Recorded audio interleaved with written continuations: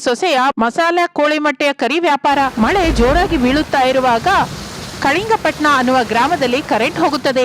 ಅತ್ತೆ Sharada cell phone light ಹಿಡಿದುಕೊಂಡು kitchen ಅಲ್ಲಿ ನಿಂತಿರುವಾಗ ಸೊಸೆ ಅನಾಮಿಕಾ ಅಡಿಗೆ ಮಾಡ್ತಾ ಇರ್ತಾಳೆ. ನೀನ್ ಅಮ್ಮನ ಹೊಟ್ಟೆ ಹೊಡಿಯಾ, ಹೀಗೆ ಎಷ್ಟು ಅಂತ ನಿಂತ್ಕೋಬೇಕೆ ಸೊಸೆ? ಅನ್ನ ಸಾರ ಆಗ್ಬೇಕಲ್ಲ ಅತ್ತೆ, ಅರ್ಧ ಗಂಟೆಯಿಂದ ಅದೇ ಹೇಳ್ತಾ ಇದೀಯಾ, ಇನ್ನು ಅನ್ನನೂ ಆಗಿಲ್ಲ ಅಡ್ಗೆನೂ ಆಗಿಲ್ವಾ? ಅನ್ನ ಅಂತೂ ಆಗೋಗಿದೆ ಅತ್ತೆ, ಅಡಿಗೆ ಆಗ್ಬೇಕು, ಮಳೆ ಬರ್ತಾ ಇದೆ ಅಲ್ಲ, ಬಿಸಿ ಬಿಸಿ ಮಸಾಲಾ ಕೋಳಿ ಮೊಟ್ಟೆ ಕರಿ ಮಾಡು ಅಂತ ಮಾವಯ್ಯ ಹೇಳಿದ್ ಕೇಳಿಸಿತ್ತಲ್ಲ. ಏನೋ ಏನೋ ಹೀಗೆ ಮಳೆ ಬರುತ್ತಾ ಇಲ್ವೋ ಹಾಗೆ ಬಿಸಿ ಬಿಸಿ ತಿನ್ನೋದಕ್ಕೆ ಏನಾದ್ರೂ ಮಾಡು ಅಂತಾನೆ. ಮನೆಯಲ್ಲಿ ಇದೆಯಾ ಇಲ್ವಾ ಅಂತ ಏನು ಕೂಡ ನೋಡ್ಕೊಳ್ಳೋದಿಲ್ಲ. ತಿನ್ಬೇಕು ಅನ್ಸ್ತದೆ ಅಂತ ಹೇಳಿದ್ವು ತಪ್ಪೇನಲ್ವಲ್ಲ ಅತ್ತೆ? ನೀನೊಬ್ಳು ಅರ್ಧ ಗಂಟೆಯಿಂದ ಹೀಗೆ ಟಾರ್ಚ್ ಲೈಟ್ ಇಟ್ಕೊಂಡು ನಿಂತ್ಕೊಂಡಿದ್ದಾರೆ, ನಿಂಗೆ ಗೊತ್ತಾಗುತ್ತದೆ ನಾನು ಪಡ್ತಾ ಇರೋ ನೋವೇನು ಅಂತ. ನಾನು ಮೊದ್ಲೇ ಹೇಳಿದ್ನಲ್ಲ ಅತ್ತೆ, ನಾನು ಒಂದು ಡಬ್ಬದ ಮೇಲೆ ಇಟ್ಕೊಂಡು ನಾನು ಮಸಾಲಾ ಕೋಳಿ ಮೊಟ್ಟೆ ಕರಿ ಮಾಡ್ತೀನಿ ಅಂತ ನಿಮ್ಮನ್ನ ಹೋಗಿ ಹಾಲಲ್ಲಿ ಕೂತ್ಕೊಳ್ಳಿ ಎಂದೆ ಅಲ್ಲ. ನೀವೇ ಕೇಳಲಿಲ್ಲ. ನಾನು ಕೇಳಲಿಲ್ಲ ಅನ್ನೋದಕ್ಕೆ ಕಾರಣ ನಿಮ್ ಮಾವಯ್ಯ. ಹೋಗು ಹೋಗು ಶಾರದಾ, ಕಿಚನ್ ಅಲ್ಲಿ ಸೊಸೆ ಒಬ್ಳೆ ಕಷ್ಟಪಡ್ತಾ ಇರ್ತಾಳೆ, ಹೋಗಿ ಸಹಾಯ ಮಾಡು ಅಂತ ನನ್ನನ್ನ ಕೂರ್ಲಿಕ್ಕೆ ಬಿಟ್ರೆ ಅಲ್ವಾ? ಅವನು ಗಾಬರಿ ಮಾಡ್ತಾನೆ, ನಂಗೂ ಗಾಬರಿ ಮಾಡಿಸ್ತಾನೆ. ಅದಕ್ಕೆ ಸೊಸೆ ಹಾಲ್ಗೆ ಹೋಗದೆ ಇಲ್ಲೇ ಇದ್ದೀನಿ. ಒಂದು 10 ನಿಮಿಷ ಅತ್ತೆ, ಮಸಾಲೆ ಕೋಳಿ ಮೊಟ್ಟೆ ಕರಿ ರೆಡಿ ಆಗುತ್ತೆ. ನನಗೆ ನಂಬಿಕೆ ಇಲ್ಲ ಅನಾಮಿಕಾ. ಹಾಗೆ ಅತ್ತೆ ಸೊಸೆಯರಿಬ್ಬರು ಮಾತನಾಡಿಕೊಳ್ಳುತ್ತಾ ಇರ್ತಾರೆ. ಹಾಲ್ನಲ್ಲಿರುವ ಟೇಬಲ್ ಮೇಲೆ ಚಾರ್ಜಿಂಗ್ ಲೈಟ್ ಬೆಳಗುತ್ತಾ ಇರುತ್ತದೆ. ಸೋಫಾದಲ್ಲಿ ಕೂತ್ಕೊಂಡ ಪ್ರಸಾದ್ ಮೊಮ್ಮಗ ಹರೀಶು ಮೊಮ್ಮಗಳು ಭವ್ಯಂಗೆ ನೀತಿ ಕತೆ ಹೇಳ್ತಾ ಇರ್ತಾನೆ. ಆ ಇಬ್ಬರು ಅಣ್ಣ ತಮ್ಮಂದಿರು ಸೇರಿದ್ರೆ ಒಟ್ಟಿರುವುದೇ ಸುಖ ಅನ್ನೋದನ್ನ ತಿಳ್ಕೊಂಡು ಇನ್ನು ಆಗಿನಿಂದ ಒಂದೇ ಮನೆಯಲ್ಲಿ ಇರುತ್ತಾ ಕಲೆತು ಬೆರೆತು ಜೀವಿಸಲಿಕ್ಕೆ ಶುರು ಮಾಡುತ್ತಾರೆ. ವಾರಗಿತ್ತಿಯರು ಕೂಡ ಮಕ್ಕಳ ಜೊತೆ ಎಷ್ಟೋ ಪ್ರೇಮದಿಂದ ಇರುತ್ತಾ ಎಂತಹ ಭೇದವನ್ನು ತೋರಿಸದೆ ಎಲ್ಲ ಕೆಲಸವನ್ನು ಅವರೇ ಮಾಡ್ಕೋತಾ ಇದ್ರು. ತಾತಯ್ಯ, ಈ ಕಥೆಯಿಂದ ನನ್ಗೊಂದು ವಿಷಯ ಅರ್ಥವಾಯ್ತು. ಮತ್ತೇನು ತಡೆಯನ್ನಕ್ಕೆ ಮೊಮ್ಮಗನೇ, ನಿನ್ಗೇನು ಅರ್ಥವಾದ ವಿಷಯನ ಹೇಳು. ಒಂದು ಅಣ್ಣ ತಮ್ಮನೇ ಅಲ್ಲ ತಾತಯ್ಯ, ಮನುಷ್ಯಗೆ ಹುಟ್ಟಿದ ಪ್ರತಿಯೊಬ್ಬರು ಯಾವ ಸ್ವಾರ್ಥವೂ ಇಲ್ಲದೆ ತನಗೆ ಏರ್ಪಟ್ಟ ಎಲ್ಲ ಬಂಧಗಳ ಜೊತೆ ಕಲೆತು ಬೆರೆತು ಇರುವವರೆಗೂ ಯಾವ ಕಷ್ಟವೂ ಬರೋದಿಲ್ಲ, ಅಂತಹ ನಷ್ಟನೂ ಬರೋದಿಲ್ಲ. ಅಷ್ಟೇ ಅಲ್ವಾ ತಾತಯ್ಯ? ಹೌದು ಕಣ ಮೊಮ್ಮಗನೇ. ಮತ್ತೆ ಮೊಮ್ಮಗಳೇ, ನಿನ್ಗೇನ್ ಅರ್ಥವಾಯ್ತು ಹೇಳು. ನಾನ್ ಹೇಳ್ಕೋಬೇಕು ಅಂದಿದ್ದು ಅಣ್ಣಯ್ಯ ಹೇಳಿದ್ದನಲ್ಲ ತಾತಯ್ಯ, ನಂಗ್ ಕೂಡ ಹಾಗೆ ಅರ್ಥವಾಯ್ತು. ನಂದು ಅನ್ನುವ ಸ್ವಾರ್ಥ ಇರೋ ತನಕ ಯಾರೂ ಸಂತೋಷವಾಗಿರೋದಿಲ್ಲ. ಯಾವುದೋ ಒಂದು ಪಾಪನ ಹೊತ್ಕೊಂಡು ಒಳಗೊಳಗೆ ದುಃಖ ಪಡ್ತಾ ಬದುಕ್ತಾ ಇರ್ತಾರೆ. ಅದು ಬದುಕು ಅಲ್ಲ, ಕಷ್ಟನೋ ನಷ್ಟನೋ ಕಲೆತು ಬೆರೆತು ಇರೋದ್ರಲ್ಲಿ ಇರುವ ಆನಂದನೇ ಮಹಾ ದೊಡ್ಡದು ತಾತಯ್ಯ. ವಾರೆ ವಾ ಮಕ್ಕಳೇ, ನಾನು ಹೇಳಿದ ನೀತಿ ಕತೆ ನಿಮ್ಗೆ ಚೆನ್ನಾಗಿ ಅರ್ಥವಾಗಿದೆ ಎಂದು ಹರೀಶ್ ಬೈಯರನ್ನು ಮೆಚ್ಚಿಕೊಳ್ಳುತ್ತಾನೆ. ಕಾರ್ ಶೋರೂಮ್ ಅಲ್ಲಿ ಸೇಲ್ಸ್ ಮನ್ ಕೆಲಸ ಮಾಡುತ್ತಾ ಇರುವ ರಮೇಶ್ ಕುರ್ಚಿಯಲ್ಲಿ ಕೂತ್ಕೊಂಡು ಹೊರಗಡೆ ಬೀಳುತ್ತಾ ಇರುವ ಮಳೆಯನ್ನ ನೋಡ್ತಾ ಇರ್ತಾನೆ. ಆಗಲೇ ಅವನ ಸೆಲ್ ಫೋನ್ ರಿಂಗ್ ಆಗುತ್ತೆ. ಸಿಸ್ಟರ್ ಕಾಲಿಂಗ್ ಅಂತ ಬಿದ್ದಿದ್ದರಿಂದ ರಮೇಶ್ ರಿಸೀವ್ ಮಾಡ್ಕೋತಾನೆ. ಹೇಳಮ್ಮ ತಂಗಿ. ಮದುವೆ ಆದ ಅಂಜಲಿ ತನ್ನ ಮನೆ ಬಾಗಿಲ ಹತ್ರ ನಿಂತ್ಕೊಂಡು ಮಳೆಯನ್ನು ನೋಡುತ್ತಾ, ಅಣ್ಣಯ್ಯ ಎಲ್ಲಿದ್ಯಾ? ಶೋರೂಮ್ ಅಲ್ಲಿ ಇದ್ದೀನಿ ತಂಗಿ. ಇಷ್ಟೆಲ್ಲ ಮಳೆ ಬೀಳ್ತಾ ಇದ್ರೆ ಇನ್ನು ಶೋರೂಮ್ ಅಲ್ಲೇ ಇದೆಯಾ? ಮಳೆ ಬರ್ತಾ ಇದೆ ಅಂತ ಇನ್ನು ಶೋರೂಮ್ ಅಲ್ಲಿ ಇದ್ದೀನಿ ತಾಯಿ. ಸರಿ ಹೇಳು, ಯಾಕೆ ಫೋನ್ ಮಾಡಿದ್ಯೋ? ಅಪ್ಪ ಫೋನ್ ಮಾಡಿ ಅತ್ತಿಗೆ ಮಸಾಲೆ ಕೋಳಿ ಮೊಟ್ಟೆ ಕರಿ ಮಾಡ್ತಾ ಇದ್ದಾಳೆ ಅಂತ ಹೇಳಿದ್ಲು. ಈಗ ನಾನು ಮನೆಗೆ ಹೋಗಲ್ಲಮ್ಮ, ನಿನಗೆ ಮಸಾಲೆ ಮೊಟ್ಟೆ ಕರಿ ತರಕ್ಕಾಗಲ್ಲ. ಸರಿ ಅಣ್ಣಯ್ಯ, ನಾನೇ ಮನೆಗೆ ಹೋಗಿ ತರ್ತೀನಿ, ನೀನು ಜಾಗೃತಿ ಎಂದು ಹೇಳಿ ಅಂಜಲಿ ಫೋನ್ ಇಡುತ್ತಾಳೆ. ಎಷ್ಟಾದ್ರೂ ನಮ್ಮಪ್ಪಂಗೆ ನನಗಿಂತ ನನ್ನ ತಂಗಿ ಅಂಜಲಿ ಅಂದ್ರೇನೆ ಇಷ್ಟ. ಮನೆಯಲ್ಲಿ ಅನಾಮಿಕ ಏನ್ ಮಾಡಿದ್ರು ಹೋಗಿ ಕೊಡ್ತಾನೆ. ಅವನಿಗೆ ಆಗದೆ ಇದ್ರೆ ನನ್ನನ್ನು ಕಳಿಸ್ತಾನೆ. ಇನ್ನು ಇಲ್ಲ ಅಂದ್ರೆ ತಂಗಿನೇ ನಮ್ಮ ಮನೆಗೆ ಬರ್ತಾಳೆ ಎಂದು ಅಂದುಕೊಳ್ಳುತ್ತಾ ಮಳೆಯನ್ನ ನೋಡುತ್ತಾ ಇರ್ತಾನೆ. ಅಂಜಲಿ ಮಳೆಯಲ್ಲಿ ಕೊಡೆ ಹಿಡಿದುಕೊಂಡು ಒಂದು ಪಾತ್ರೆ ಜೊತೆಗೆ ಶಾರದಾಳ ಮನೆಗೆ ಬರುತ್ತಾಳೆ. ಕೊಡೆಯನ್ನು ಬಾಗಿಲ ಹತ್ರ ಇಟ್ಟು ಮನೆಯೊಳಗೆ ಬಂದು ಸೋಫಾದಲ್ಲಿ ಕೂತ್ಕೋತಾಳೆ. ಅಂಜಲಿಯ ತಾಯಿ ಮನೆ ಅತ್ತೆ ಮನೆ ಎರಡೂ ಒಂದೇ ಊರಿನಲ್ಲಿ ಆಗಿದ್ದರಿಂದ ಹೀಗೆ ಸ್ಪೆಷಲ್ ಅಡಿಗೆ ಮಾಡಿದಾಗ ಪ್ರಸಾದ್ ಮಗಳಿಗೆ ಫೋನ್ ಮಾಡುತ್ತಾನೆ. ಪಾತ್ರೆ ಹಿಡ್ಕೊಂಡು ತನ್ನ ಅತ್ತೆ ಮಾವಂಗೆ ಗಂಡಂಗೆ ಬೇಕಾದ ಅಡಿಗೆಯನ್ನು ತಗೊಂಡು ಹೋಗ್ತಾ ಇರ್ತಾಳೆ. ಈಗ ಮಸಾಲೆ ಮೊಟ್ಟೆ ಕರಿಗಾಗಿ ಬೀಳ್ತಾ ಇರುವ ಮಳೆಯನ್ನು ಲೆಕ್ಕಿಸದೆ ಅಲ್ಲಿಗೆ ಬರುತ್ತಾಳೆ. ಅಪ್ಪ, ಅತ್ತಿಗೆ ಮಸಾಲೆ ಮೊಟ್ಟೆ ಕರಿ ಇನ್ನೂ ಮಾಡಿಲ್ವಾ? ಏನೋಮ್ಮ, ಅತ್ತೆ ಸೊಸೆಯರು ಕಿಚನ್ ಒಳಗಿಂದ ಇದುವರೆಗೂ ಹೊರಗೆ ಬಂದಿಲ್ಲ. ಕಿಚನ್ ಒಳಗಿಂದ ಮಸಾಲೆ ಮೊಟ್ಟೆ ಕರಿ ವಾಸನೆ ಘಮಘಮ ಬರ್ತಾ ಇದೆ ಅಮ್ಮ. ಬೇಕು ಅಂದ್ರೆ ನೀನು ಹೇಳ್ಕೋ ತಾಯಿ. ನನ್ ಕೂಡ ಬರ್ತಾ ಇದೆಯಪ್ಪ, ನಾನೇ ಕಿಚನ್ ಹೋಗಿ ಅತ್ತಿಗೆನ ಕೇಳ್ತೀನಿ. ಕೂತ್ಕೊಮ್ಮ, ನಿಮ್ಮಮ್ಮನ ಕರೆದ್ರೆ ಅವಳೇ ಇಲ್ಲಿಗೆ ಬರ್ತಾಳೆ. ನೀನು ಕಿಚನ್ಗೆ ಹೋಗೋದೇನು ಕೇಳು. ಆದ್ರೂ ಮಳೆಯಲ್ಲಿ ನೀನು ಬರ್ಬೇಡ ಅಂತ ಹೇಳಿದ್ದೆ ಅಲ್ಲ.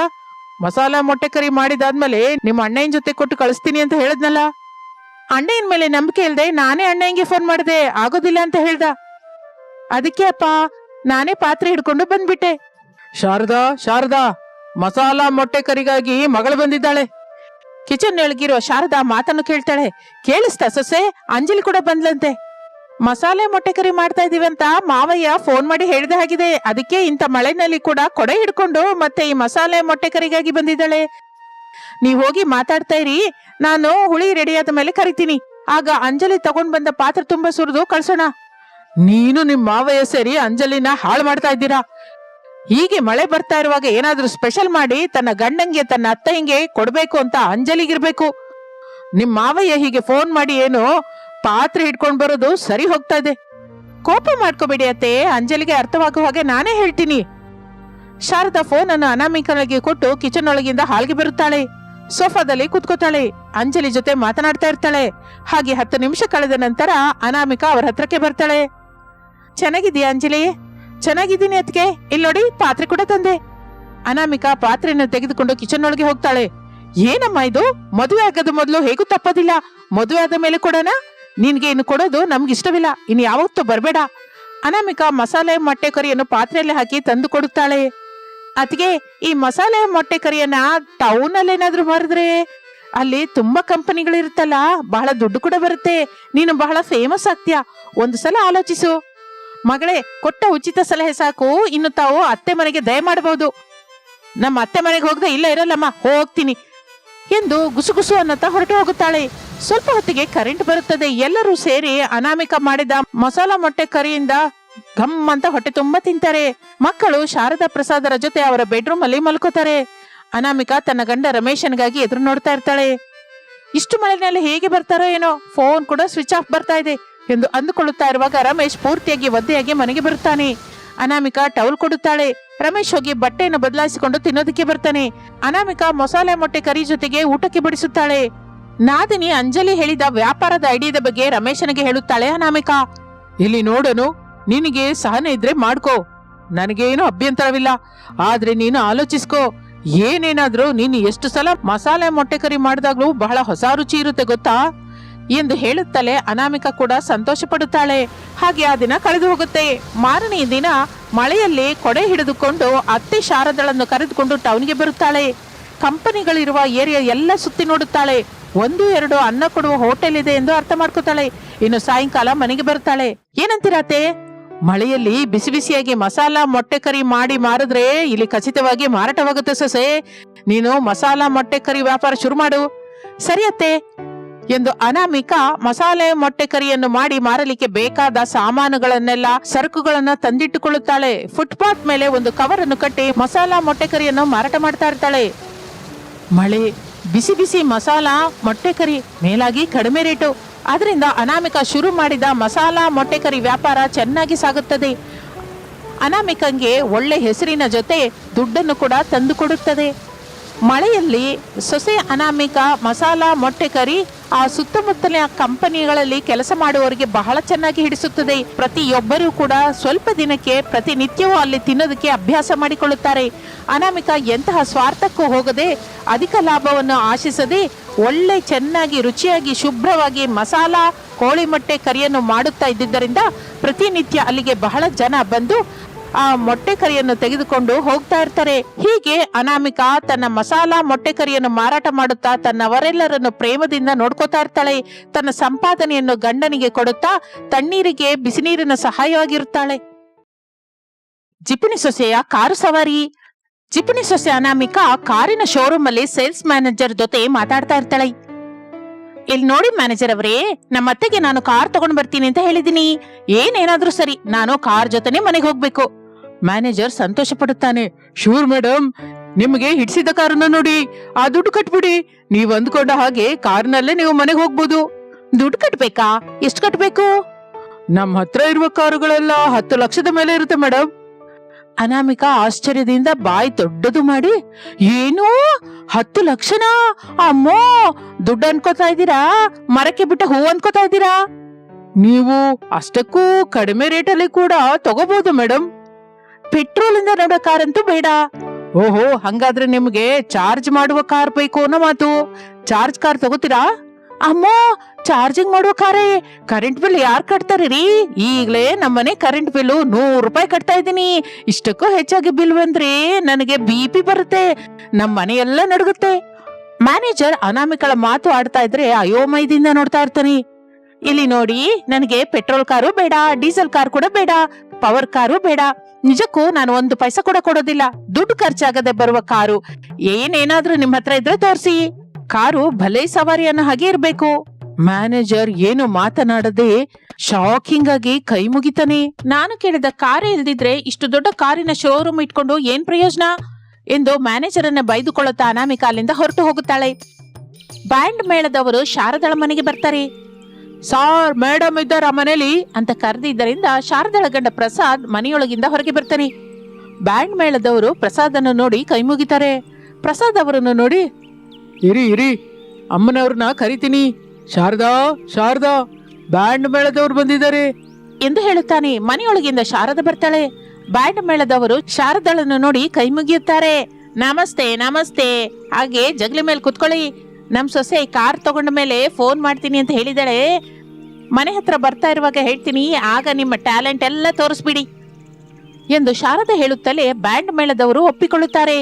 ನಿಮ್ಗೆ ಟೀ, ಟಿಫಿನ್, ಕುಡಿಯೋ ನೀರು ಕಳಿಸ್ತೀನಿ. ಕಳಿಸ್ತೀಯಾ? ಯಾರ್ಗಿ ಕೊಟ್ಟು ಕಳಿಸ್ತೀಯ ಶಾರದಾ? ನಿಮ್ ಕೈಯಲ್ಲ ಬಿಡಿ, ಪಕ್ಕದ ಮನೆ ಕಮಲಳನ್ನ ಕರೆದಿದ್ದೀನಿ. ಬಂದಿದ್ದಾಳೆ, ಕಿಚನ್ ಅಲ್ಲಿ ನಂಗೆ ಸಹಾಯ ಮಾಡ್ತಿದ್ದಾಳೆ. ಅವಳ ಜೊತೆ ಕಳಿಸ್ತೀನಲ್ಲ. ಅಮ್ಮಯ್ಯ, ಹಾಗೆ ಹೇಳಿ ನನ್ನ ಟೆನ್ಷನ್ ಕಡಿಮೆ ಮಾಡಿದೆ ಶಾರದಾ. ಏನು ಮಾತನಾಡದೆ ಶಾರದಾ ಒಳಗಡೆಗೆ ಹೋಗುತ್ತಾಳೆ. ಬ್ಯಾಂಡ್ ಮೇಳದವರು ಜಗಲಿ ಮೇಲೆ ಕುತ್ಕೋತಾರೆ. ಶಾರದಾ ಕಿಚನ್ ಒಳಗೆ ಬರ್ತಾಳೆ. ಕಮಲ ಪ್ಲೇಟ್ಗಳಲ್ಲಿ ಟಿಫಿನ್ ರೆಡಿ ಮಾಡ್ತಾಳೆ. ಕಮಲ, ಬ್ಯಾಂಡ್ ಮೇಳದವರು ಬಂದಿದ್ದಾರೆ, ಹೋಗಿ ಅವ್ರಿಗೆ ಟಿಫಿನ್ ಕೊಡು. ಈಗ್ಲೇ ಹೋಗಿ ಕೊಡ್ತೀನಿ ಚಿಕ್ಕಮ್ಮ. ಕಮಲ ಟಿಫಿನ್ ತೆಗೆದುಕೊಂಡು ಹೊರಗೆ ಹೋಗುತ್ತಾಳೆ. ಆಗ ಪ್ರಸಾದ್, ಶಾರದಾ, ನಮ್ಮ ಜಿಪಣಿ ಸೊಸೆ ಬಗ್ಗೆ ಗೊತ್ತಿದ್ದು ಕೂಡ ನೀನ್ ಇಷ್ಟೆಲ್ಲ ಖರ್ಚು ಮಾಡೋದು ನನಗೇನಕ್ಕೋ ಸರಿ ಅನಿಸ್ತಾ ಇಲ್ಲಮ್ಮ. ಸಾಕು ಬಿಡಿ, ನಮ್ಮ ಸೊಸೆ ಅಷ್ಟು ಜಿಪಣತನ ಮಾಡಿದ್ರಿಂದಲೇ ಈಗ ಕಾರ್ ತಗೊಂಡ್ಬರೋದಕ್ಕೆ ಟೌನ್ಗೆ ಹೋಗಿದ್ದಾಳೆ. ಶಾರದಾ, ನಾನೀಗ ನಿಂಗೆ ಎಷ್ಟೇ ಹೇಳಿದ್ರು ನೀನು ಅರ್ಥ ಮಾಡ್ಕೋತಾ ಇಲ್ಲ. ನಗೆ ಪಾಟಲಾಗ್ತೀಯ. ಆಗ ನೀನು ಅಬೋದಿಬೋ ಅಂತ ಅಂದ್ರೆ ನಾನೇನು ಮಾಡಲ್ಲ. ನಾನೇನಕ್ಕೆ ಹೇಳ್ತಾ ಇದೀನೋ ಅರ್ಥ ಮಾಡ್ಕೋ. ಇನ್ನು ಆಮೇಲೆ ನಿನ್ನಿಷ್ಟ. ಏನೇನಾದ್ರೂ ನಾನ್ ನೋಡ್ಕೋತೀನಿ. ತಾವು ಹೊರಗೆ ಹೋಗಿ ಆ ಬ್ಯಾಂಡ್ ಮೇಳದವ್ರ ಹತ್ರ ಮಾತಾಡ್ತಾ ಇರಿ. ಪ್ರಸಾದ್ ಮೌನವಾಗಿ ಹೊರಗೆ ಬರುತ್ತಾನೆ. ಬ್ಯಾಂಡ್ ಮೇಳದವರು ಟಿಫಿನ್ ತಿಂತಾ ಇರ್ತಾರೆ. ಇದೇ ಒಳ್ಳೆ ಸಮಯ, ಮತ್ತೆ ಮತ್ತೆ ಬರೋದಿಲ್ಲ. ಮುಖ ನೋಡ್ತಾ ಇದ್ರೆ 2 ದಿನದಿಂದ ಏನು ತಿಂದ ಹಾಗಿಲ್ಲ. ತಿನ್ನಿ ತಿನ್ನಿ, ಹೊಟ್ಟೆ ತುಂಬಾ ತಿಂದ್ಬಿಡಿ. ಈ ಟಿಫಿನ್ಸು ಸರಿ ಹೋಗದೆ ಇದ್ರೆ ಹೇಳಿ, ಮನೆಯೊಳಗಿಂದ ತಗೊಂಬಂದು ಕೊಡ್ತಾಳೆ ಎಂದು ಕಮಲಳಗಾಗಿ ನೋಡುತ್ತಾನೆ. ಕಮಲ ಮನೆಯ ಗೇಟ್ ಹತ್ರ ನಿಂತ್ಕೊಂಡು ಬೀದಿ ಕಡೆ ನೋಡ್ತಾ ಇರ್ತಾಳೆ. ಈ ಕಮಲ ಬಾಗಿಲ ಹತ್ರ ನಿಂತ್ಕೊಂಡು ಯಾರಿಗಾಗಿ ನೋಡ್ತಾ ಇದ್ದಾಳಪ್ಪ ಅಂದುಕೊಳ್ಳುತ್ತಾಳೆ. ಕಮಲಳ ಹತ್ರ ಬರ್ತಾನೆ ಪ್ರಸಾದ್. ಏನ್ ಕಮಲ, ಯಾರಿಗಾಗಿ ಇಲ್ಲಿ ನಿಂತ್ಕೊಂಡು ಎದುರು ನೋಡ್ತಾ ಇದೀಯಾ?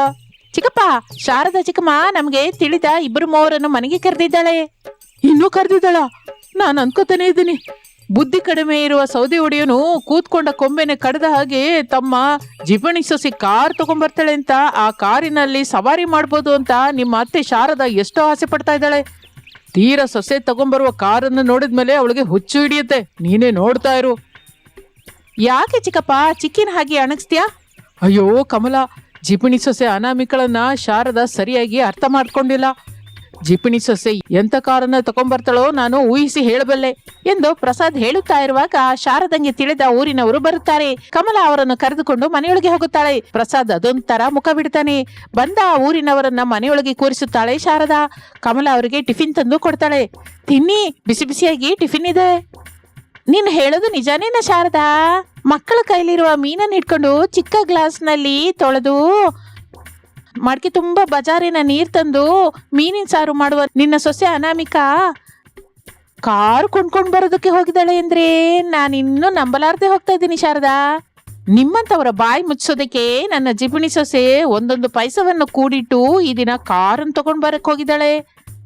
ಜಿಪಣಿ ಸೊಸೆಯ ಕಾರು ಈ ಅತ್ತೆ ಮಾಡ್ತಾಳೆ ಭಲೇ ಸವಾರಿ. ಅದು ನೋಡಿದ ಮೇಲೆ ಬಾಯಿ ಮುಚ್ಚುತ್ತೆ ನಿಮ್ಮ ಕಣ್ಣು, ನಿನ್ ಬಾಯಿ ಎಂದು ಶಾರದಾ ಹೇಳುತ್ತಾ ಇರುವಾಗ ಸರಿಯಾಗಿ ಆಗಲೇ ಶಾರದಳ ಸೆಲ್ ಫೋನ್ ಮೊಳಗುತ್ತದೆ. ನನ್ ಸೊಸೆ ಫೋನ್ ಮಾಡ್ತಾ ಇದ್ದಾಳೆ ಎಂದು ಹೇಳುತ್ತಾ ಇರುವಾಗಲೇ ಫೋನ್ ಕಟ್ಟಾಗುತ್ತದೆ. ರಮಣಿ ಮುಸಿ ಮುಸಿ ನಗುತ್ತಾಳೆ. ಶಾರದಾ, ಇನ್ನೂ ಮಿಸ್ಡ್ ಕಾಲ್ ಬರ್ತಾ ಇದ್ರು. ನಿನ್ನ ಜಿಪಣಿ ಸೊಸೆ ಲಕ್ಷ ಇಟ್ಟು ಕಾರ್ ಕೊಂಡ್ಕೊ ಬರ್ತಾಳೆ ಅಂದ್ರೆ ನನ್ಗೇನಕ್ಕೋ ನಂಬಿಕೆ ಆಗ್ತಾ ಇಲ್ಲಮ್ಮ. ಮೊದಲು ನೀನ್ ಫೋನ್ ಕೊಡ್ತೀಯ ರಮಣಿ ಎಂದು ರಮಣಿ ಫೋನ್ ಅನ್ನು ಎಳೆದುಕೊಂಡೆ ಶಾರದಾ ತನ್ನ ಜಿಪಣಿ ಸೊಸೆ ಅನಾಮಿಕಳಿಗೆ ಫೋನ್ ಮಾಡ್ತಾಳೆ. ಹೇಳು ಸೊಸೆ. ಅತ್ತೆ, ನಾನು ಕಾರ್ ಕೊಂಡ್ಕೊಂಡಿದ್ದೀನಿ, ಮನೆಗ್ ಬರ್ತಾ ಇದ್ದೀನಿ.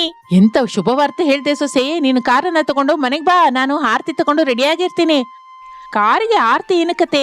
ಆ 2 ಆರತಿ ಬಿಲ್ಲೆ ಇದ್ರೆ ಈಗಾಗ್ಲೇ 4 ದಿನ ಆರತಿ ಮಾಡ್ಬೋದು. ತಾವು ಮನೆ ಹತ್ರ ಎಂತ ಖರ್ಚಿನ ಕೆಲ್ಸನೂ ಇಡ್ಬೇಡಿ. ನಾನು ಬಂದ ಮೇಲೆ ದುಡ್ಡು ಬೇಕು ಅಂದ್ರೆ 1 ರೂಪಾಯಿ ಅಲ್ಲ, 1 ಪೈಸಾ ಕೊಡೋದಿಲ್ಲ. ಆ ನಂತರ ನಿಮ್ಮಿಷ್ಟ.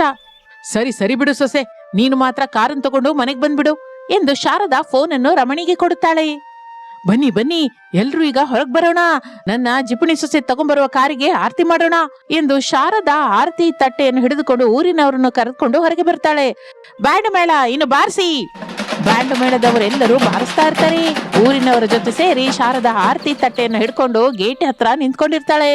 ಪ್ರಸಾದ್ ಜಗಲಿ ಮೇಲೆ ನಿಂತ್ಕೊಂಡು ಅಯೋಮಯದಿಂದ ನೋಡ್ತಾ ಇರ್ತಾನೆ. ಜಿಪುಣಿ ಸೊಸೆ ಅನಾಮಿಕಾ ಸೈಕಲ್ ಚಕ್ರದಿಂದ ಇರುವ ಒಂದು ಹಳೆಯ ಕಾರನ್ನು ತಳ್ಳಿಕೊಂಡು ಮನೆಗೆ ಬರ್ತಾಳೆ. ಅಷ್ಟೇ, ಆರತಿ ಆರಿ ಹೋಗುತ್ತೆ. ಊರಿನವರು ಕಾರನ್ನು ನೋಡಿ ಕಿಲಕಿಲ ನಗೋದಕ್ಕೆ ಶುರು ಮಾಡ್ತಾರೆ. ಜಗಲಿ ಮೇಲಿರೋ ಪ್ರಸಾದ್ ಅಂತೂ ಪಕ ನಗ್ತಾ ಇರ್ತಾನೆ. ಸೈಕಲ್ ಚಕ್ರದಿಂದ ತಂದ ಹಳೆಯ ಕಾರನ್ನು ನೋಡಿ ಶಾರದಂಗಿ ಹುಚ್ಚು ಹಿಡಿದ ಹಾಗಾಗುತ್ತೆ. ಜುಟ್ಟನ್ನು ಕೆದರ್ಕೋತಾಳೆ, ಸೀರೆ ಛಿದ್ರ ಮಾಡ್ತಾಳೆ, ಅರ್ಥವಿಲ್ಲದ ನಗು ನಕ್ಕೊಳ್ತಾ ಓಡ್ಕೊಂಡು ಹೋಗ್ತಾಳೆ.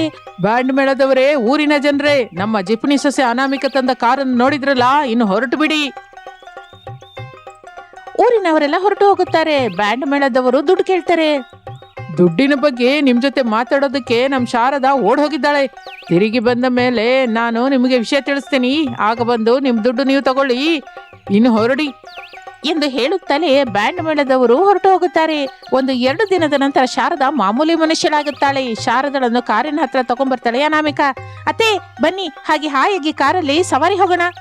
ನಿನ್ ಕೈ ಮುಗಿತೀನ ಸೊಸೆ, ಇದನ್ನ ಕಾರು ಅನ್ಬೇಡ. ಅಯ್ಯೋ ಅತ್ತೆ, ಈ ಕಾರಿಗಾಗಿ ನಾನು ಎಷ್ಟು ಕಷ್ಟಪಟ್ಟೆನೋ ನಿಮ್ಗೆ ಗೊತ್ತಿಲ್ಲ. ಬೇಡ ಸೊಸೆ, ಆ ಚರಿತ್ರೆ ಎಲ್ಲ ನನ್ಗೆ ಹೇಳ್ಬೇಡ.